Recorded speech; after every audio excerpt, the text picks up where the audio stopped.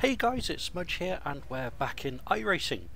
This time we're racing in the Gen 6 Nascar. This is the Carburetor Cup. Now the Carburetor Cup is an unofficial racing type and it's open to anybody that owns a Gen 6 car and owns the track. So it's good for kind of entry level, and it's also good for practicing as well, because you don't earn penalties if you get involved in an accident or anything like that. So for that respect it is really quite good. And it's also a lot of fun. It's a bit more relaxed than what the normal races are, because again you're not worrying about such things like penalties or safety rating and things like that.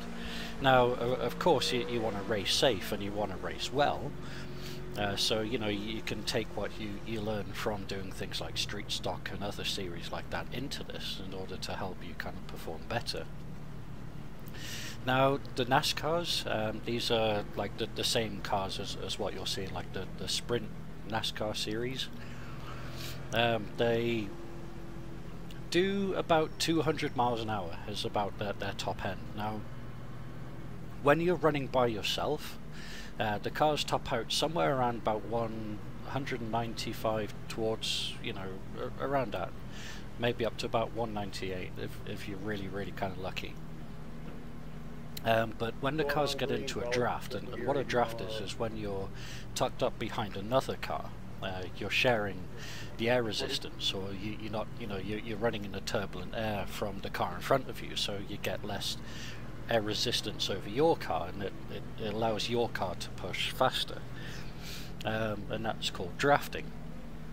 Now to be really quick in the iRacing series, you have to bump draft, and what bump drafting is getting really close and pushing the car in front of you, and then effectively you have two cars going at the same speed as one.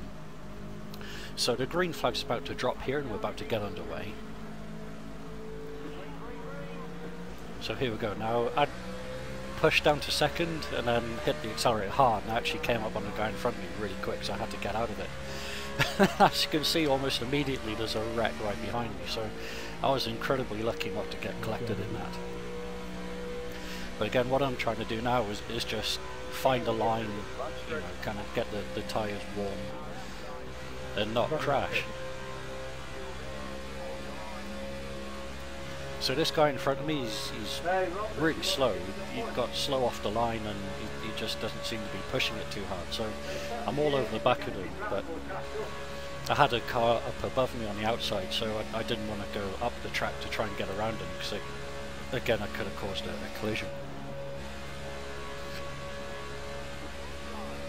So again, now just carrying much more speed coming out of turn 4. Now, even though this is an oval, and when you look at it, it looks like there's two turns. There's a straight, there's a turn, there's a straight, and then there's a turn. But in NASCAR, every turn has kind of two turns in it.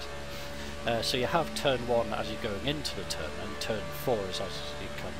Turn 2 is as you're coming out of the turn. And then as we're going here into turn 3, and then as you're coming out of this, you're in turn 4. So it just kind of breaks down the track a little further. So you know you have the front stretch, which is this leading up towards the line. And I kept the high line going through. Whoop, another big accident coming away. So I just got out the gas there. Which is lucky. If I'd stayed on the gas, I would have got collected in that little collision. So yeah, so far I've missed out on two pretty big collisions, which has kind of moved me from 7th up to 4th, which is pretty good. So now what I'm doing is just trying to get into a groove here, get into the draft behind the cars in front, and allowing me to catch up to them. Now on the corners I take a higher line. Now it's slower through the corners, but I get a better drive out of the corner because I'm carrying more speed. But the lower line is kind of the faster line to take, even though you're doing a mile an hour or two slower than what you may be on the outside line, you're kind of cutting the corner. Now the guys in front there just having a bit of argy-bargy, just, you know, not giving each other enough room. So the one car, the green car on the right there, all throughout this race is very reckless, and it kind of worried me a bit, so I just hung back for a few laps, half expecting them to crash or take each other out, and then, you know, if I avoided the wreck, I'd be up to second place, which is, you know, which is better than kind of just pushing it and then getting involved in a wreck. Now at this point I was thinking about bump drafting, but the one car starts weaving all over the road like a maniac, and if they're weaving, if I make any sort of contact, even a light contact on his bumper, the way he's moving about, it just throw him off the track. And, you know, even though I probably, well, I might get dragged down the track with him, which is a danger, so, you know, it's not worth doing it for that. But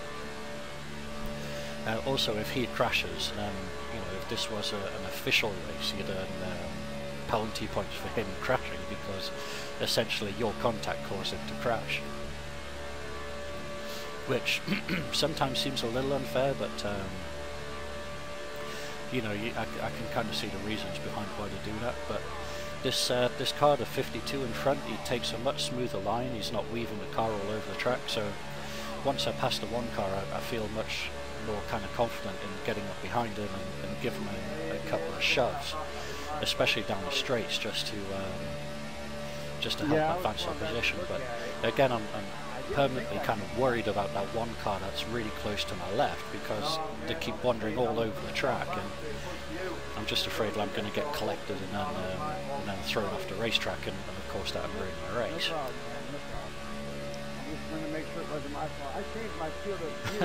Just want to chat on the bottom there that they're kicking off each other. I guess another crash must have occurred somewhere on the big slide there. That another crash must have occurred somewhere on the course, and yeah, as you do, they just start throwing abuse at each other, and it's always your fault, her fault, you know, never their own fault. And you know, the philosophy that you really need to have when you're oval racing is that if you get collected in a crash, it is partly your fault. You know, if you get, you know, you can't avoid all collisions, but if you do get involved in a collision, you have to kind of sit there and think, well, what could I have done to avoid that collision?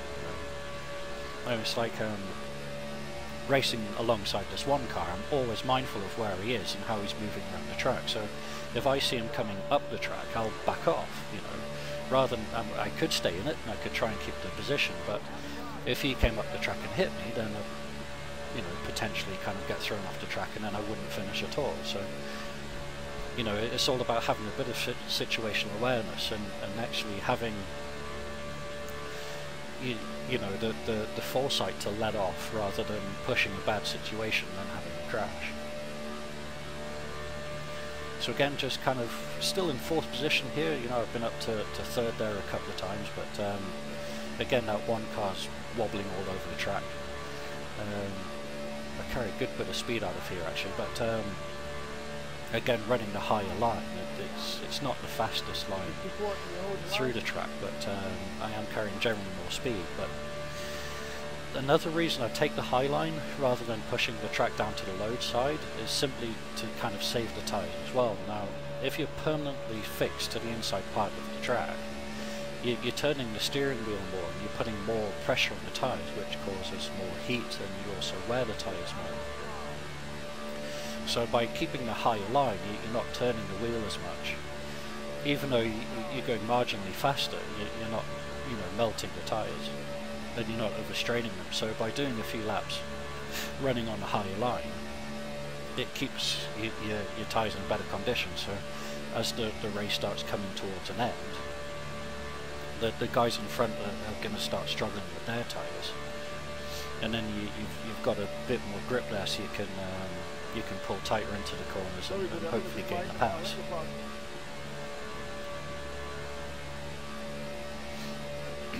So again, just trying to maintain position here in the draft and keeping up with the lead pack.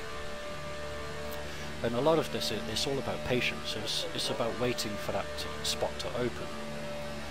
You know, and you know, a lot of people in iRacing, especially when you start in street stocks, they'll always try driving through. You know, especially when you're racing things like Charlotte, which is a super speedway. You know, they'll naturally be faster than you if you're behind them because they're in the draft. But rather than having a bit of patience and waiting for you to slide high or looking for a gap, they'll just keep trying to ram you out the way or keep trying to drive through you, which, you know, people like that never really kind of increase their safety rating, or they always struggle to finish races because they'll always end up in wrecks. So this 56 car here takes a high line going through this corner, but we both end up getting sucked up into lane 3, and I just come off the gas and dive underneath him back into third. Because if you go up into lane 3, now the track is kind of split into 3 lanes. You've got lane 1 on the inside, lane 2's the middle, and lane 3 is the outside. Now, lane 3 at Daytona, it's bad tarmac. Then if you get into lane 3, you'll find that your car will kind of get sucked up into it, and it's very hard to get the car back down again. So you have to kind of get off the gas, otherwise you're going to risk banging into the wall. So the preferred line for myself is lane 2, but the fastest lane is lane 1. But again, when you're in lane 1, you are pushing your tyres a bit further. But I'm settled in third here in that 56 car, or sorry, 52 car. He actually, as I found out after the race, he is an A-class licensed driver, so he is, you know, he's right there almost in the pro sort of league. And he just fixes himself on my bumper and gives me a hell of a draft. You know, and because he's right on my bumper, he's helping me, so my car becomes faster and he's faster.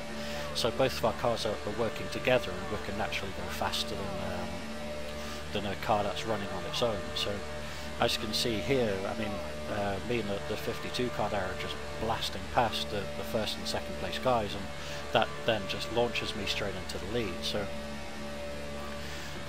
this puts me in a great position, but I'm very wary of that back marker that we're passing now, just in case he decides to come down on the track. But at this point I go on the yellow line, and the car becomes really unsettled. But luckily enough, I managed to kind of control the slide and keep my foot in, so I don't lose much speed at all. But what speed I did scrub off, the 52, I think it's 52, yeah, 52, he gets right back on the bumper and pushes me straight back up to speed again. So the guy that was in number 1 there, he's right up alongside me on the outside, but being on the outside without a guy pushing him, he's not as quick as what I am on the lower line. And because I've been running the upper line through most of the race, my tyres were still in really good condition, so I was able to keep the car pinned to the inside lane. And again, getting a massive draft off the 52 car there, and he's you know, we're going faster now than we have throughout the whole race. We're just screaming along. And at the moment, I believe I'm doing about 202 miles an hour, which is an absolutely ridiculous speed when you think about it. So this is the last corner here on white flag, which is the last lap. So we're coming up to turn 4.